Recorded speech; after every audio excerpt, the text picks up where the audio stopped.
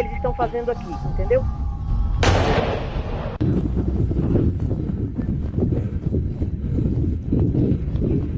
No final da noite passada, os serviços de segurança da Ucrânia destruíram outra base aérea da Rússia, desta vez na Crimeia, ocupada.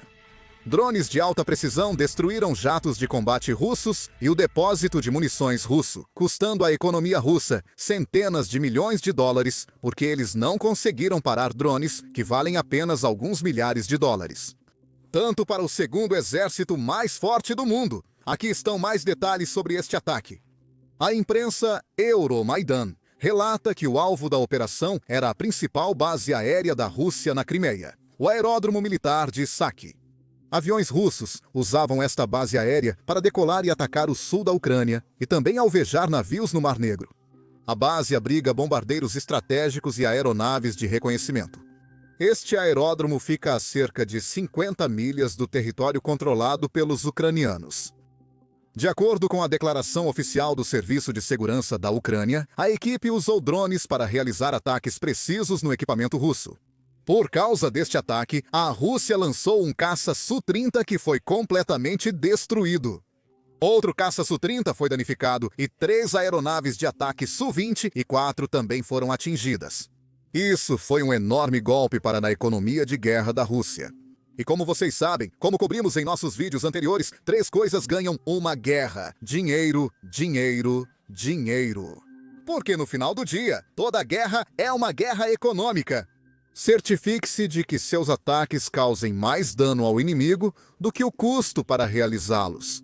E é justamente o que a Ucrânia está fazendo.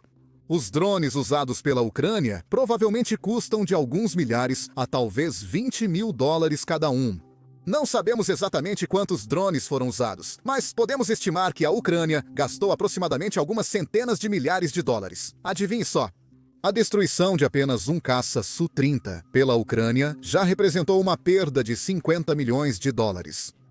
Isso indica que a Rússia investiu 50 milhões de dólares e a Ucrânia destruiu isso com apenas alguns milhares de dólares em drone.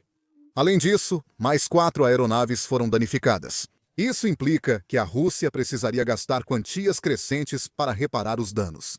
Enquanto isso, a Ucrânia gastou aproximadamente 300 mil dólares para causar este dano. E como se isso já não fosse ruim o suficiente, a Ucrânia tem realizado esses tipos de ataques quase todas as noites nas últimas semanas. Ontem, recebemos a notícia de que a Ucrânia atingiu uma estação ferroviária russa, e desta vez temos alguns clipes. Então, vamos entrar nisso antes de falarmos mais sobre que tipo de dano isso é. Foi forte, pessoal.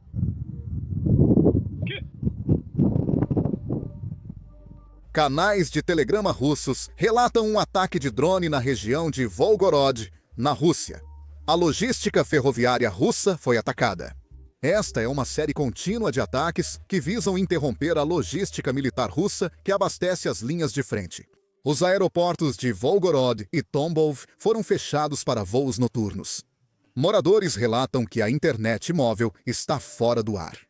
Agora, voltaremos a essa parte da internet móvel em apenas um segundo, porque parece que Vladimir Putin está realmente reprimindo a capacidade dos russos de acessar a internet e acessar informações como esta. Por outro lado, se você acompanha a mídia dos Estados Unidos da América, sabe que é muito difícil obter informações como esta, até mesmo aqui. Isso ocorre porque a mídia mainstream dedica muito tempo cobrindo os ataques russos às cidades e cidadãos ucranianos, mas não cobre os ataques ucranianos aos centros logísticos e campos militares russos. É por isso que fazemos esses vídeos. Não queremos mostrar apenas os ataques ucranianos. Também queremos explicar o motivo disso e como afeta a guerra como um todo. Então, se puder nos ajudar a levar a mensagem a mais pessoas, clicando em curtir e se inscrever abaixo, realmente faz diferença. Vamos voltar aos clipes que temos do ataque à estação ferroviária. Neste próximo clipe, podemos ver o ataque inicial quando ocorreu e uma bola de fogo simplesmente irrompendo, do que quer que o trem russo estivesse transportando. Vamos olhar para isso. Merda, está pegando fogo. Explodiram algo perto da quinta escola.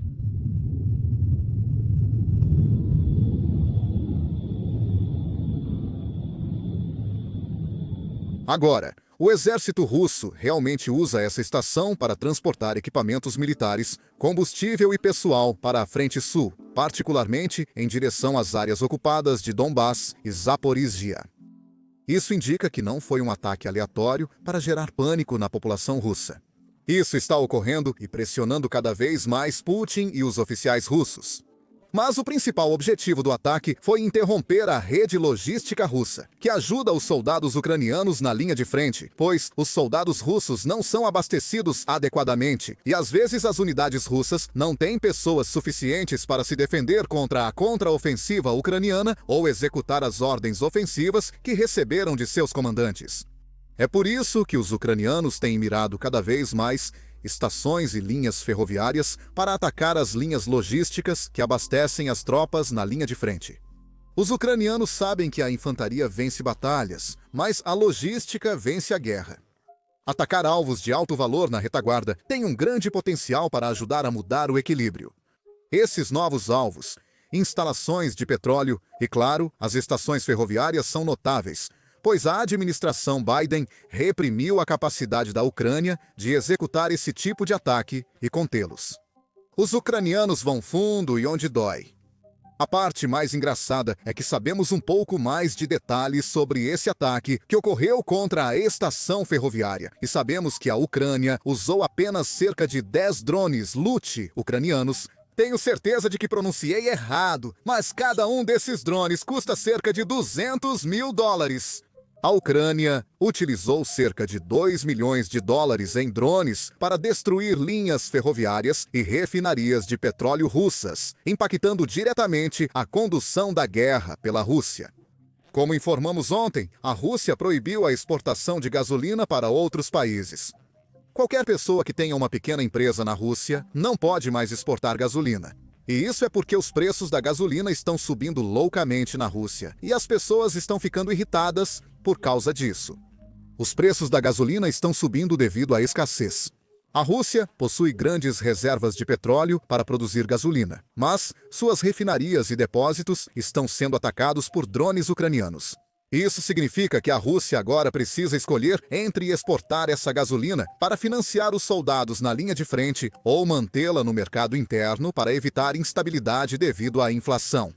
Como Charlie Munger disse, a inflação mata a civilização. E é exatamente por isso que Putin preferiria manter a gasolina no mercado interno e não ter os cidadãos russos contra ele. É por isso que Putin preferiria manter a gasolina no mercado interno, mesmo que ele precise desesperadamente do dinheiro das vendas estrangeiras para continuar financiando sua guerra. Se você olhar para os últimos 2 anos, quase se alinha 1 a 1. O que a Rússia ganha com as exportações de petróleo é o que a Rússia está gastando na guerra. Quanto mais impedirmos a Rússia de exportar petróleo, melhor será para os ucranianos na linha de frente e os cidadãos sendo bombardeados por drones russos, pois os soldados russos não estão progredindo na linha de frente. Putin está atacando civis inocentes, mirando em prédios residenciais, shoppings e lugares similares na Ucrânia. E isso é algo que o presidente Trump percebe, porque apenas esta manhã ele deu uma entrevista à CNBC e foi isso que ele disse sobre como podemos parar esta guerra basicamente reduzindo os preços da energia. Se os preços da energia caírem, Putin não poderá financiar sua máquina de guerra. Vamos ouvir este trecho. Eles estão perfurando mais, provavelmente para me agradar. Se a energia ficar barata o suficiente, Putin vai parar de matar pessoas. Isso seria bom, mesmo que sejam o próprio povo dele que está morrendo. Ele e a Ucrânia! Mas Putin vai parar de matar pessoas se ele conseguir baixar a energia em mais $10 por barril. Ele não vai ter escolha, porque a economia dele é péssima. E Putin está começando a sentir a pressão. Isso é o que a Reuters está reportando, citando uma fonte próxima ao Kremlin. Putin está preocupado com o descontentamento de Trump e a recente deterioração nas relações com Washington. Putin ainda espera que a Rússia recupere sua amizade com a América e seu comércio com o Ocidente. É bem simples. Se Putin quer se tornar mais amigável com os países ocidentais, tudo o que ele precisa fazer é parar com essa matança e pagar por reparações, porque ele causou enormes danos aos cidadãos ucranianos e à economia ucraniana. Portanto, se ele deseja que a economia russa comece a se recuperar, basta interromper essa invasão sem sentido. Mas a mensagem de Skip Wykov para os russos é se há algo que eles possam fazer para evitar sanções neste momento? Sim, eu entendo a ideia onde as pessoas param de serem mortas. Eles divulgaram um número que mostra que um número tremendo de soldados russos estão sendo mortos. E similarmente na Ucrânia, um número menor, mas ainda assim milhares de pessoas.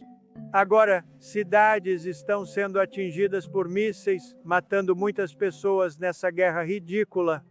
E você sabe, nós impedimos muitos países de entrar em guerra, Índia e Paquistão. Nós impedimos muitos países e vamos conseguir parar aquele também de alguma forma. Isso é realmente horrível. Você deve ter ouvido sobre a situação no Camboja e na Tailândia. Conseguimos resolvê-la. Nós temos o Congo, que estava acontecendo por 31 anos, Ruanda. Aquela situação está resolvida. Nós paramos muitas guerras. Esta é a que parece que estamos. Esta deveria ser a mais fácil de parar. E não é. Ruanda e Congo estavam em guerra por 31 anos e eu consegui pará-la.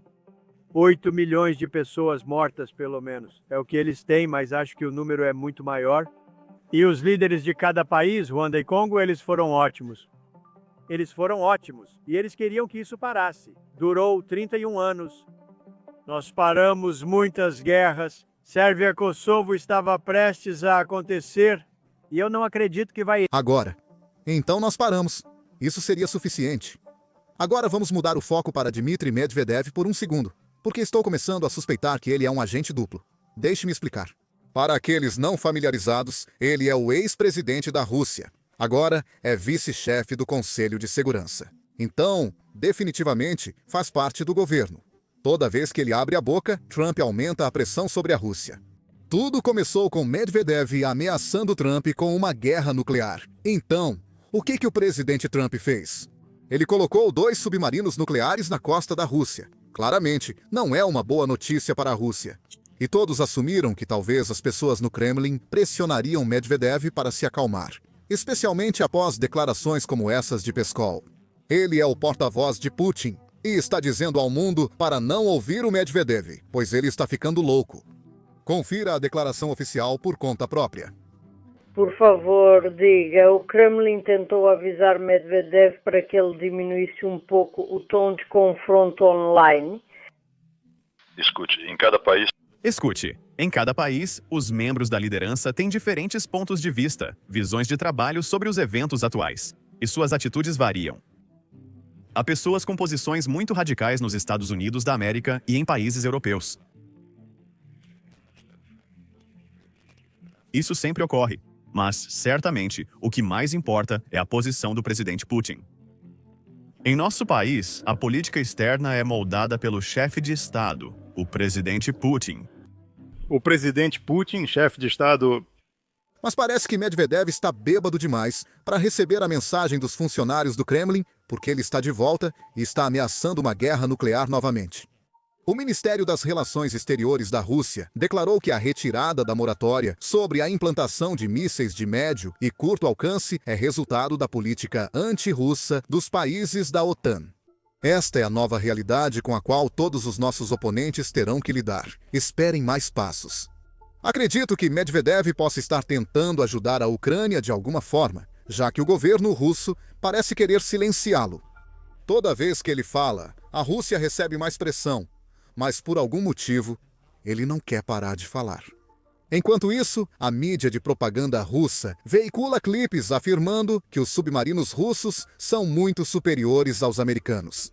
Talvez eles não tenham recebido a notícia sobre o terremoto e o tsunami que acabaram de ocorrer na costa leste da Rússia, porque a base de submarinos lá foi completamente destruída. E nós podemos realmente ver isso nas imagens de satélite. Então tenho certeza que os russos também têm essa notícia. Mas por algum motivo, parece, a televisão Kremlin russa não quer encarar a verdade. Este é o clipe que eles estão passando.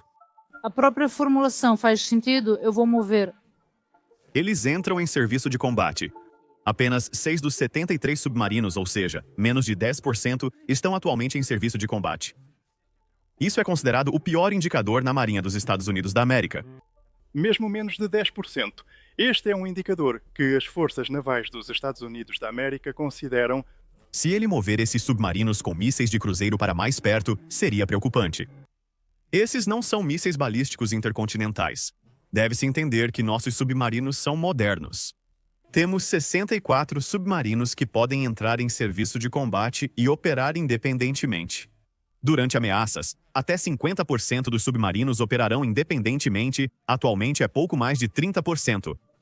Isso significa que nossos submarinos estão a caminho e os americanos ainda não conseguem encontrá-los.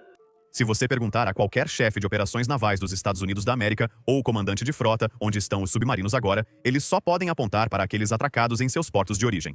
Eles ainda não sabem o paradeiro dos que estão em missões. Lembre-se da visita do nosso submarino a Cuba.